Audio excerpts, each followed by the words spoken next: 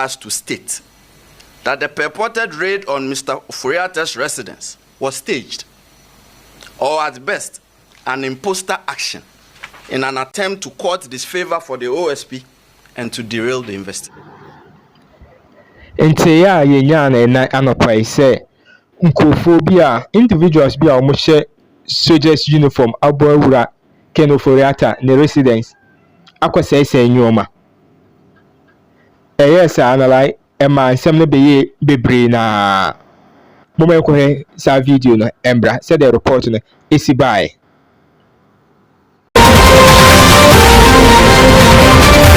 This is breaking news. The residence of former Finance Minister Ken Ofori-Atta was raided this afternoon by individuals in military uniforms. The incident occurred while Ofori-Atta was reportedly out of the country, but some family members, including his wife, were present at the time.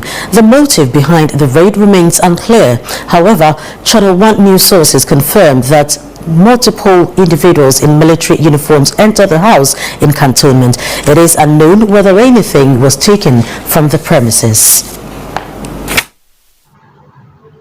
After says our report about out and a special prosecutor about out essay science seminar and social media no and no crate or say it was staged or chirichiri DNTR. Or say it was staged, no. Mama go ahead on so video na. Embra. Welcome to azingatv.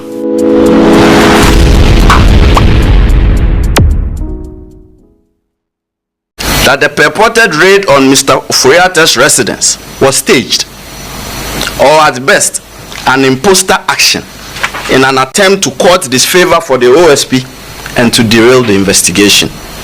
You know us very well. The OSP is never deterred by such occurrences, and the investigations will continue as by law prescribed. These occurrences and the OSP's intelligence, which will not be revealed at this time for fear of compromising the investigation, are very instructive as not to put premium on Mr. Ofori-Atta's alleged imminent peril should he travel back to the jurisdiction. In any case, the purported medical letter transmitted through his lawyers to the OSP did not state so or demonstrate so. The OSP is unconvinced that the purported medical letter transmitted by Mr. Ofori-Atta through his lawyers to the OSP represents a medical report to the effect that Mr. Ofori-Atta is incapacitated or is so sickly and invalid to the extent that he is physically unable to return to the jurisdiction without imperiling his life. No serious law enforcement agency, and certainly not the OSP, will be convinced that the purported medical letter stops it from demanding the physical appearance of Mr. Ofori-Atta before it in the described circumstances. We are of the firm conviction here that this is only a ruse employed by Mr. Ofori-Atta in aid of his intention to avoid returning to the jurisdiction and to personally answer questions in respect of the investigations.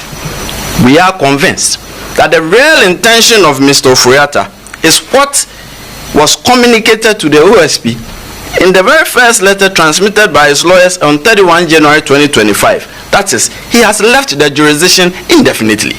That was what was communicated to us at the first instance, and that is his intention. He has no intention of willingly returning to the jurisdiction. That much is clear to us. Consequently, ladies and gentlemen of the media, the OSP declares Kenneth Nanaya Ofori-Atta a wanted person. He is a fugitive from justice. The OSP will take all necessary legal steps to secure his return to the jurisdiction and attendance at the OSP. And this is to Mr. Ofori-Atta. You have two choices. You can either return to the jurisdiction voluntarily, or the OSP will enforce your return. Another case update. The OSP has also commenced investigation into suspected corruption and corruption-related offenses in respect of the operations of the Minerals Income Investment Fund, MIF, especially regarding payments made in respect of Ejapa Royalties Limited, Small-Scale Mining Incubation Program, Quarry Value Addition Program, Asante Gold Corporation, Electrochem Ghana Limited, the lithium asset, that is Projected Lithium Focused Exploration and Development Corporation. Gold Asset 2, that is Enchi Gold Project, and all other investments by MIF, and funds expended on the chairman of the board of directors, the operational funds of MIF, purchase of parcel of land for intended office building, and all contracts and agreements entered into by MIF, and all publications, especially international publications by MIF. We are withholding the names of those under investigation for now, by targets 2 former officials and 2 serving officials of the fund.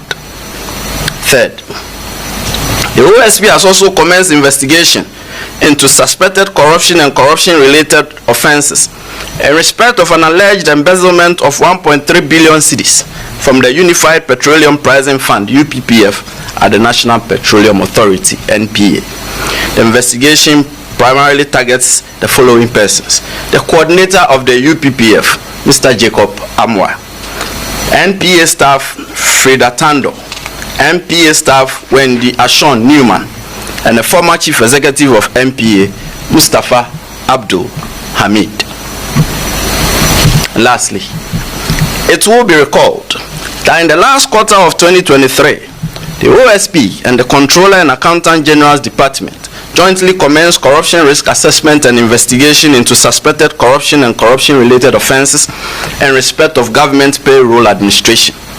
It is also recalled that the assessment and investigation are especially aimed at isolating and removing the names of non-existent, ineligible, and undeserving persons from government payroll, recovering wrongful payments and unearned salaries, prosecuting persons suspected to be culpable for any offenses, and the institution and implementation of internal controls in respect of payroll processing and payment of salaries.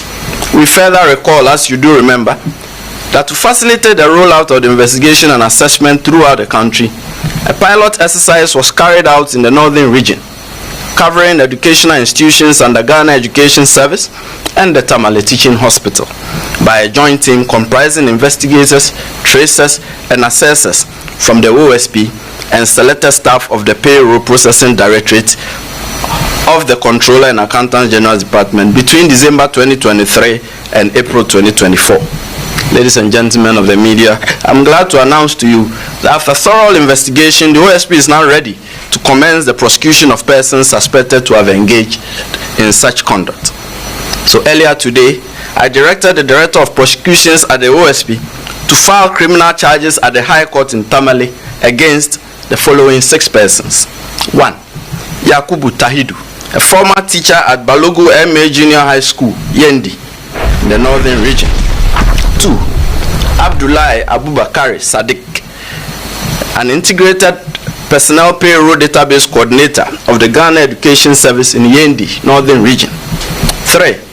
Sami Suk, a schools improvement support officer for the Yendi North Circuit, northern region. Muhammad Yusuf J, the one-time headmaster of the Balogu MA Junior High School, Yendi, northern region. Stafford Kolete Azude Barris, an assistant chief accounts technician at the Controller and Accountant General's Department, Accra, the Greater Accra region. And Osman Isahaku, a one-time headmaster of Balogu MA Junior High School, Yendi, northern region. The main charges are corruption of a public officer and corruption by a public officer involving the manipulation and siphoning of funds designed as fictitious salaries from the government payroll. The identified persons would soon be arraigned before the High Court in Tamale. Thank you for coming. Any questions? Yes, sir. It's always Elton.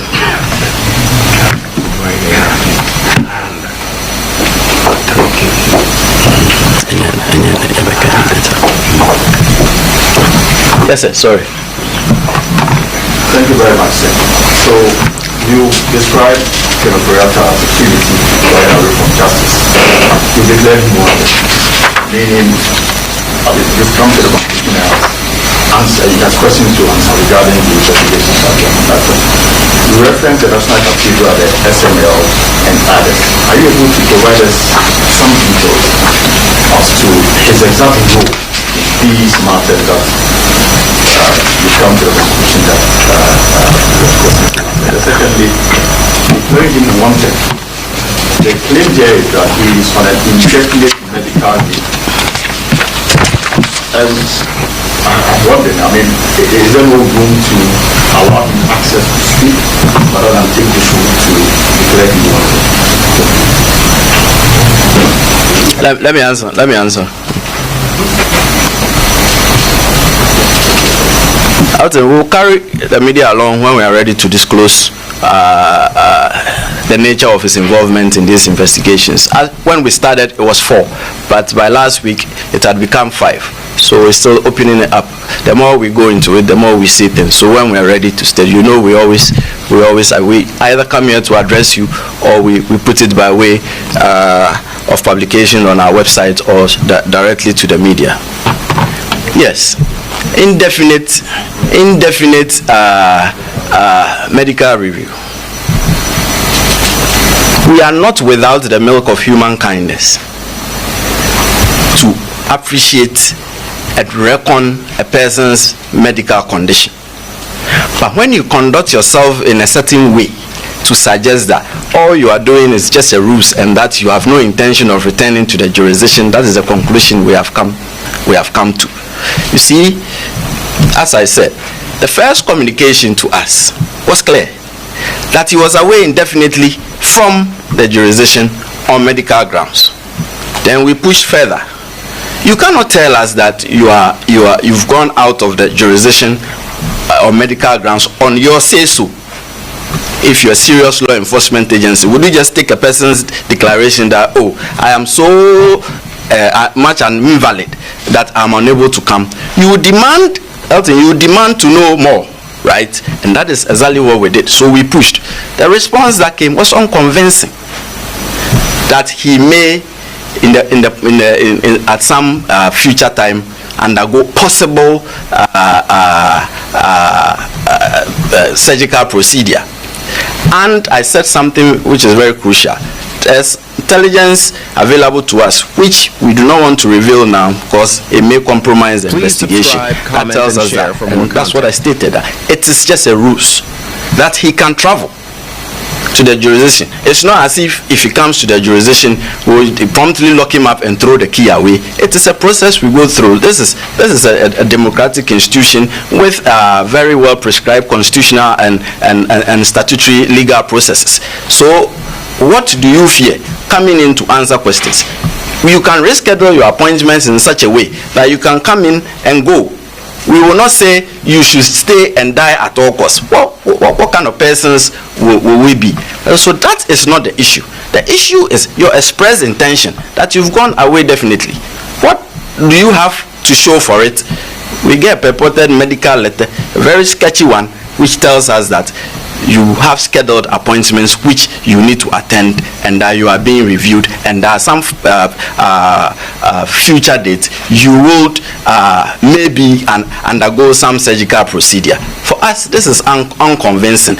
And as I stated in my briefing, the letter doesn't say you are so much of an invalid that you can't complain and travel to the jurisdiction.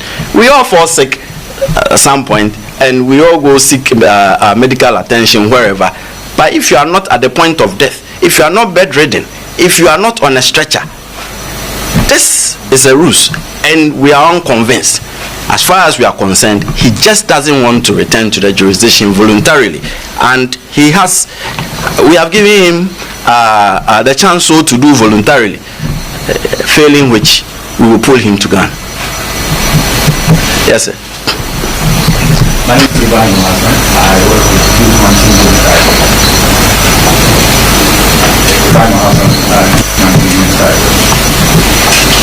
I mean, your pen doesn't write. Yes, so thank you so much for watching. Kindly don't forget to like, comment, share and subscribe. Stay safe till we meet in the next one. I love you and it's bye for now.